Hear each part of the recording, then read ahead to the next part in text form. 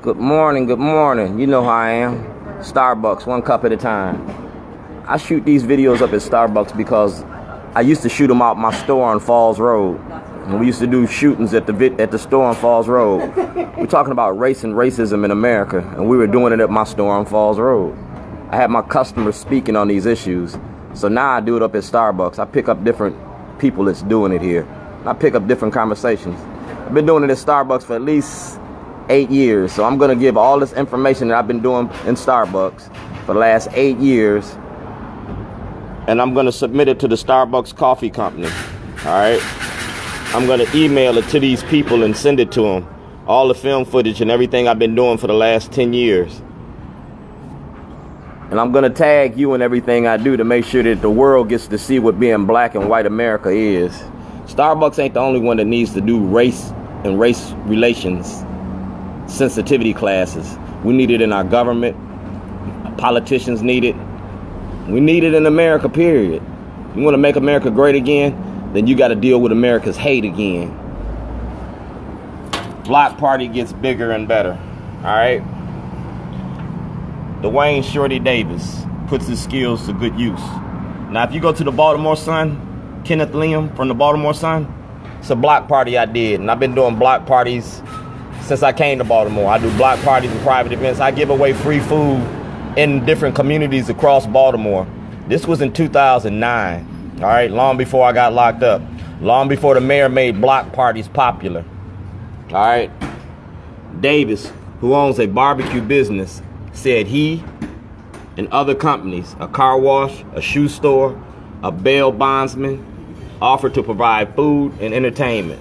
Dog, that's what we do. Look around, Davis said. We dying out here. We dying out here. We've been dying out here since you created the war on drugs. All right? We dying out here since you created the war on drugs.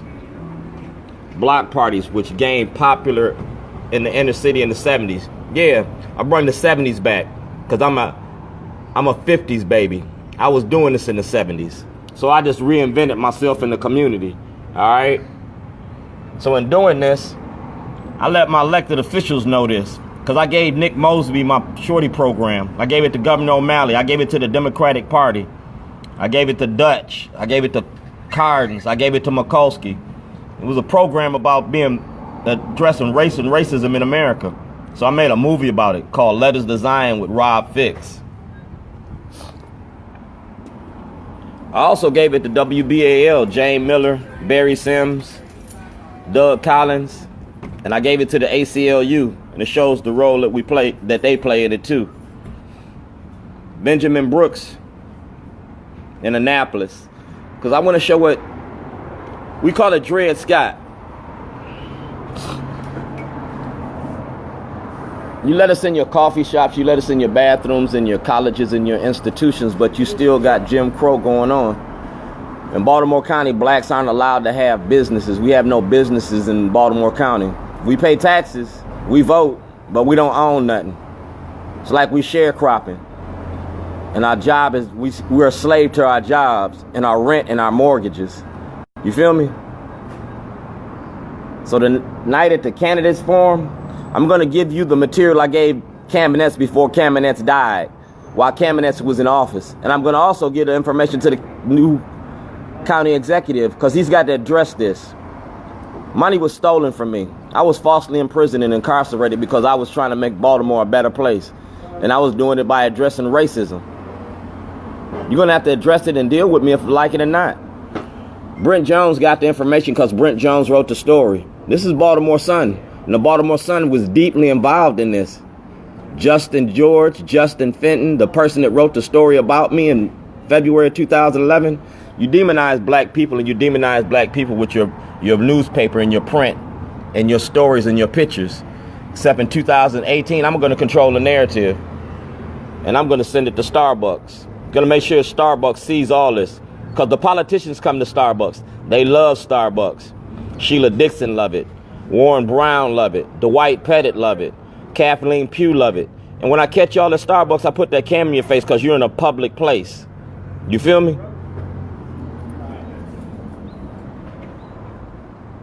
And he has an international showing. You feel me? City, county, state, and federal levels. I'm going to show you what being black and white America is like. I'm going to show you what it's being like in your judicial system. I'm going to expose your courts, your corruption, and your politics. And I'm going to confront you at every political event. You got to deal with me from now till November. And whoever wins in November, whoever wins your seat in November got to deal with me all the way for the next 4 years. Marilyn Mosby got information to expose the corruption in the courts in Baltimore City and Baltimore County. You can't protect corruption and you can't protect your wife. A federal audit on the Baltimore City and the Baltimore County courts. We want a federal audit on the money that's going through the courts. All right, that's my hit. Money count itself. We're gonna count campaign money and we're gonna see who donates you the money.